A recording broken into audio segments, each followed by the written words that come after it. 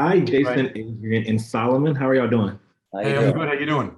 I'm doing good. I'm doing good. So excited to chat with you all about Winning Time. It was probably the most highly anticipated series of the spring. And after, watching these episodes, the hype is definitely well deserved because I was so enthralled and captivated All by right. the stories of all of these people. So, Solomon, I will start with you first because we know that there's a kind of tumultuous start between Kareem and Magic. And we get to see kind of like more of Magic's back, not Magic, Kareem's background as the episodes go on and kind of why he is this figure that this kind of like standoffish, kind of isolated, quiet figure that we meet early on in the season. So, what was it like, diving into the character, and also how would you break down the dynamic that was shared between Magic and Kareem? Sure. I mean, it was is really one of the most rewarding things that I've ever done in my life, diving into the character, just the research component. Um, his Kareem's autobiography, Giant Steps, is one of the first big books I read as a kid, right up there with the autobiography of Malcolm X. And so I grew up an hour outside of LA. The Lakers were absolutely the center of my sports universe, and Kareem was the center of that, just because of how he's contributed to society in so many ways. Right? Obviously, an immense basketball talent, but as a writer, as a commentator, just he protested the Olympics, right? He just the way he has shown up and played a part in really important conversations around our country and equity, equality, et cetera. And so, man, incredibly rewarding and equally challenging getting into that.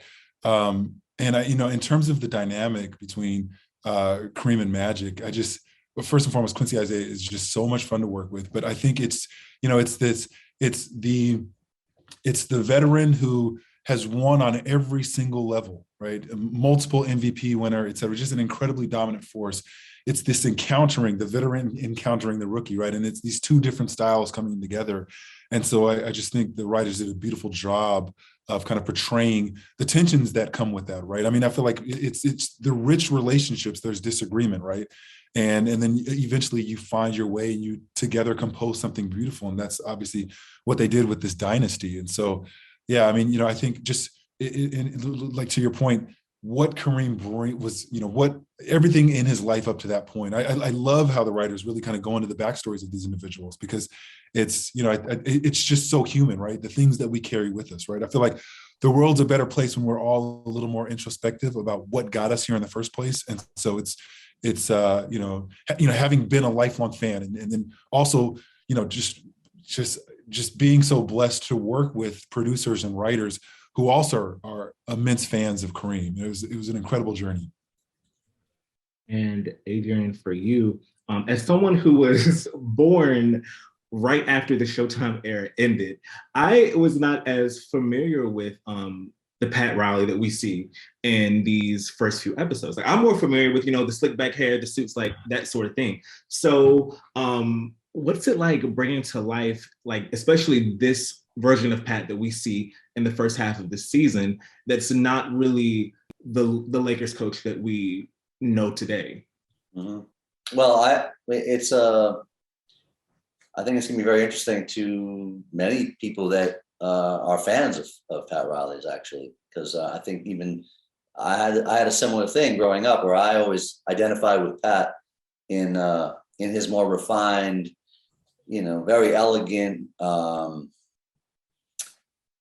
you know, he carried himself with such a stature that was amazing, and he was inspiring, literally inspiring. The way he guided these teams through the Lakers wins and even through the rest of his career. What he's achieved is remarkable. The interesting thing here is that we get a chance to see the road and the struggles that the man had to get to that place, to get to that sense of control and security, and that he had to transition from being a solid player who had a ring in hand and had a lifetime career as a ball player, and then he was out was out of the game, and he had to figure out how to get back in, and how to be able to give what he felt he had to give, and he sure had a lot to give. So I think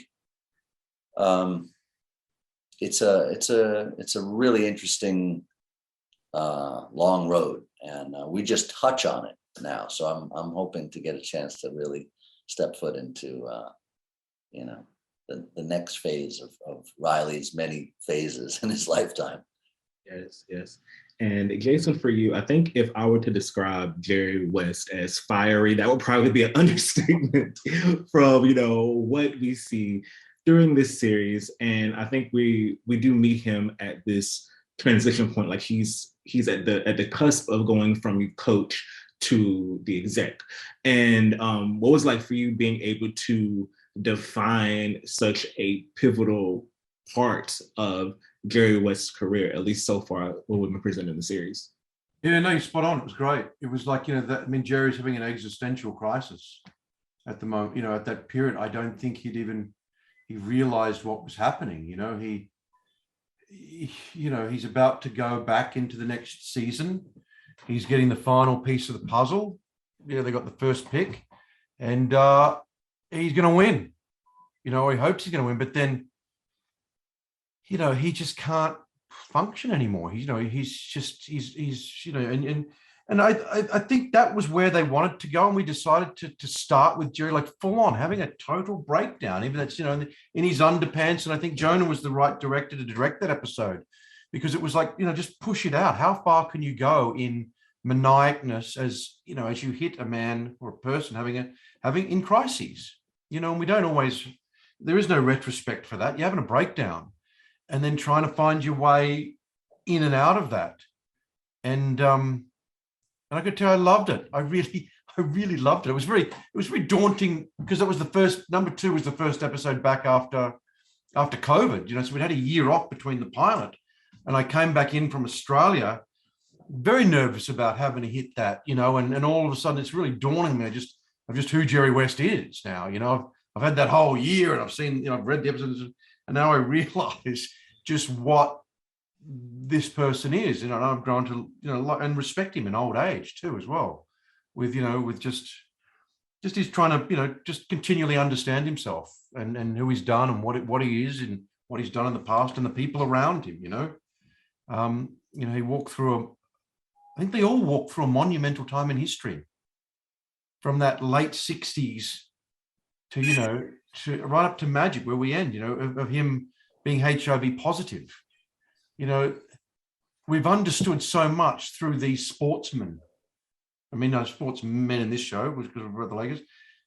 And it's really funny that it does touch us. It needed, I hate to say it, but a Magic Johnson, a person who was a massive sports star in America, to go, you know what?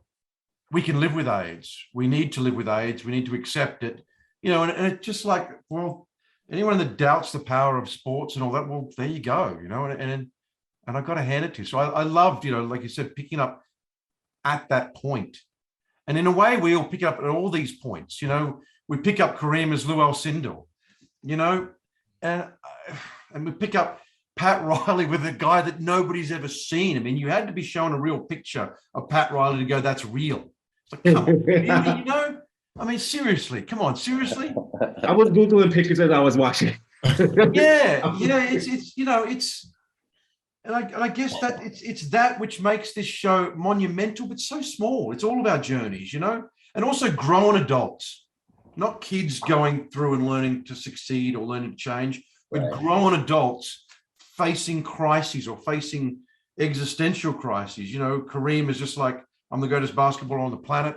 The basketball doesn't love me. I'm not the face they want to be, the sport, but nobody can beat me. I'm not sure how I feel about it. And along comes this kid. And just changes everything for everybody. And even there's a scene between, you can see, because Jerry on a personal level was, with Kobe, with Shaq, but particularly with Kobe, just being able to go back and be kind to a kid, or kind to a young man at the start, or hard with a young man, or pushing, it released something in him about him being able to be a general manager, you know, and take care of this as family and build them up and help them become what they can be. Well, thank you three so much for your thoughtful answers, and I can't wait for everyone to see the series. So Thank you, Trey. Sure. So much. Have a good one.